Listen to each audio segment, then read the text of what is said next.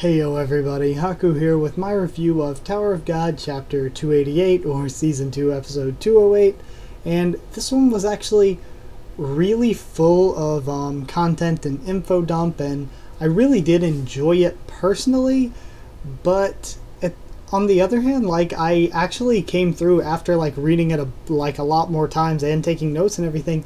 I actually came through with a little bit less notes than usual. I feel like most of it was info dump and just showing how everybody reacts to stuff we either already know or to one new thing we learn.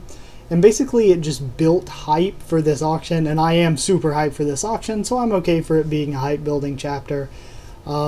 Also, it's good that we learn all this stuff about how it works. It almost feels like going into the workshop battle all over again, which is a really cool feeling because it is like a new chapter, so to speak, a new just game and big adventure for us to go on while here at the Name Hunt Station. And the Name Hunt Station just got so much bigger, and I like it. So this is really good for the arc as a whole, but the chapter itself was mostly just a connecting chapter, you know? But basically we start off with Variel, Inieta, and Lulu bringing Rakdanwan Yua to Alphine and Kaiser in chains. And Inieta actually wants to keep Rak for himself because he likes the guy. He lasted that long against him in a fight. But Kaiser declines, much to Inieta's dismay. And the plan, apparently, is for Kaiser to use them as bait to take down Viol and Andrasi at the same time at the festival in front of everyone. And also, Kaiser mentioned something about not being the true ruler of the Name Hunt Station, and that the place is a lot scarier than we even know. So again, I'm really loving that. I really want to know more about Kaiser, because Kaiser to me is just the most interesting character right now that I want to know so much about their backstory or what their powers are or different things. Kaiser is the one character that I right now really want to see a lot more of. So Bam, Kun, and Jaja get to the no-named area finally, and they find that Sachi and Boro are exploring the place where Rak fought Inieta and they got captured, and they're there with this dude named Red Gramon and this pink-haired chick, and I'm just going to call him Red Greymon because it's Gramon, and I keep forgetting how to do it, so I'm just going to call him Greymon because of Digimon. So they're there with Greymon and the pink-haired chick, and pink-haired chick is pretty cute, I guess, but see some more of her. But getting distracted, so we find out from Red Greymon that essentially Kaiser sells at the festival, has an auction and sells regulars to the rankers, but they have to be the ranker slaves. So again, that's making this whole thing way huger, knowing that rankers are going to be there. And we cut to the room, just their residential room, with Bam, Kun, Team Novik, Red Greymon, the pink-haired chick, Sachi, and Boro talking about their plans and everything. And we do get to know a little bit more about how all it works out. They discuss their plans, and they discuss Inieta for a bit, which I thought was really cool. I also want to see more of Inieta and know more about Inieta. And then we have the gallery rising, and that was a really cool sequence. We get to see Vespa, we get to see Team Ship.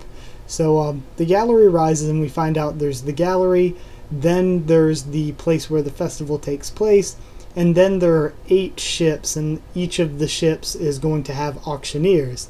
And basically what happens is that the captured regulars fight, and the auctioneers watch them fight and then bid on them, set their prices on them, and try to buy them. And of course people from the 10 families would pay big money to get back regulars that were captured from the 10 families. So I don't know, it's just a really cool setup, and it feels a lot like going back into the workshop battle in a way, except the stakes are a lot different, and I don't know, I think it's really good.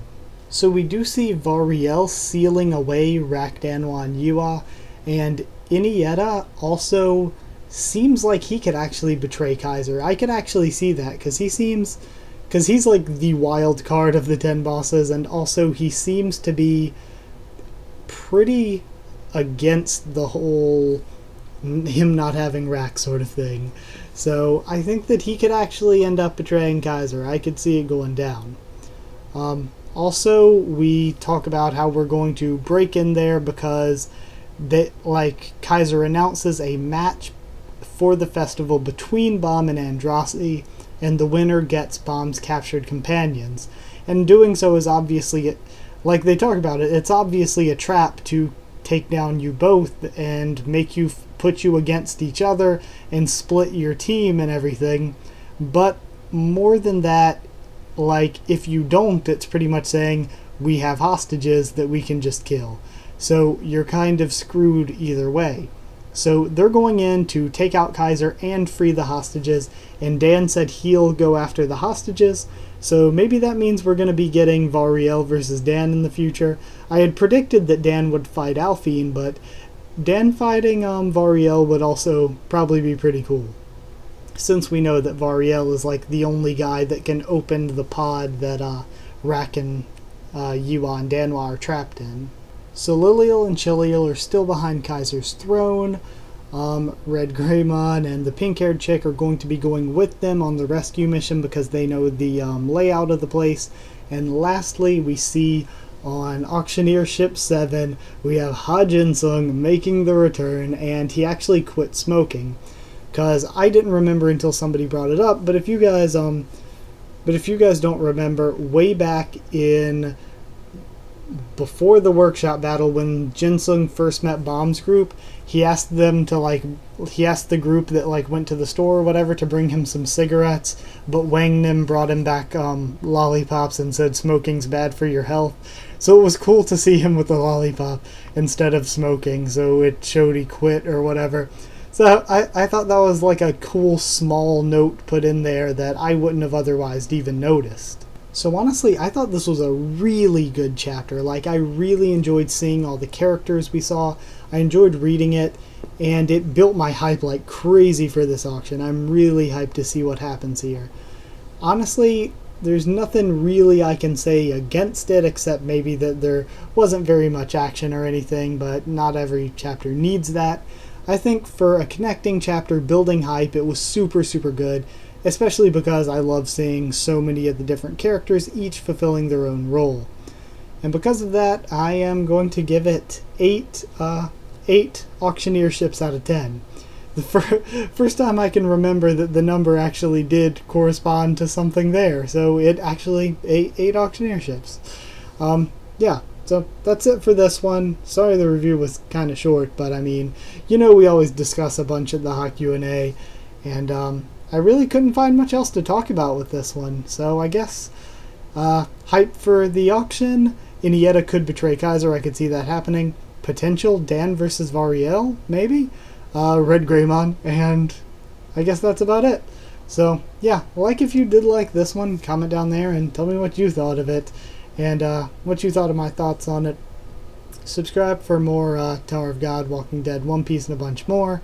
Follow on Twitter if you want, because I'll try to keep you updated there whenever I post anything or push anything back.